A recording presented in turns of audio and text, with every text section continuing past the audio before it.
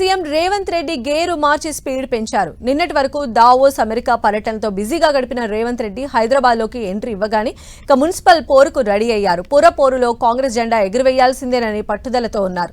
అనుకున్నదే ఆలస్యమన్నట్లు మున్సిపల్ ఎన్నికల ప్రచారాన్ని ఇప్పటి నుంచే హోరెత్తించాలని డిసైడ్ అయ్యారు. ఎల్లుండి నుంచి ఎలక్షన్ క్యాంపెయిన్ ఉధృతం చేయనున్నారు.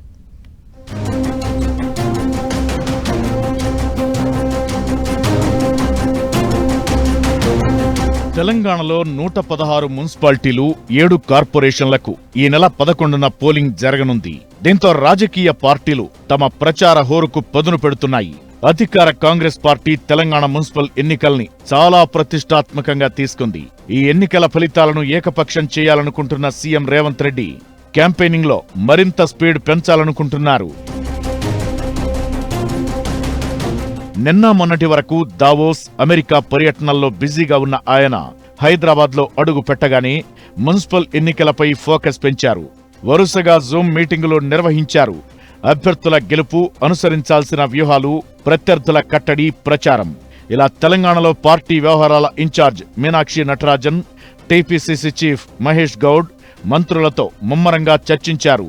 అవసరమైన సూచనలు, దిశానిర్దేశం చేశారు.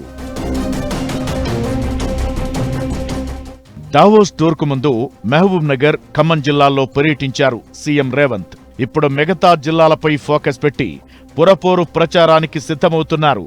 ఫిబ్రవరి 4 నుంచి 9 వరకు ఉమ్మడి జిల్లాల్లో బహిరంగ సభల్లో పాల్గొననున్నారు. ఫిబ్రవరి 4న ఉమ్మడి నల్గొండ జిల్లా మిర్యాలగూడ ప్రచార సభలో పాల్గొంటారు. ఫిబ్రవరి 5న ఉమ్మడి కరీంనగర్ జిల్లా చొప్పదండి, ఫిబ్రవరి 6న నిజామాబాద్ రూరల్, ఫిబ్రవరి 7న రంగారెడ్డి, వికారాబాద్ జిల్లా పరిగి, ఫిబ్రవరి 8న వరంగల్ జిల్లా భూపాలపల్లి, ఫిబ్రవరి 9న మెదక్లో మున్సిపల్ ఎన్నికల ప్రచారం నిర్వహించనున్నారు.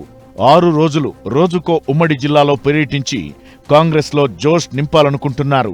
కాంగ్రెస్ సర్కార్ చేసిన అభివృద్ధిని ప్రజలకు వివరిస్తూ మున్సిపల్ సమరంలో మెజారిటీ సీట్లు రాబట్టుకోవాలన్న గట్టి పట్టుదలతో ఉన్నారు. మొన్న పంచాయతీ ఎన్నికల్లో అంచనాలకు మించి ఫలితాలొచ్చాయని భావిస్తున్న కాంగ్రెస్ పార్టీ ఈ మున్సిపల్ ఎన్నికల్లోనూ గెలిచి స్టేట్ పాలిటిక్స్ లో వార్ వన్ సైడ్ చేయాలని భావిస్తోంది.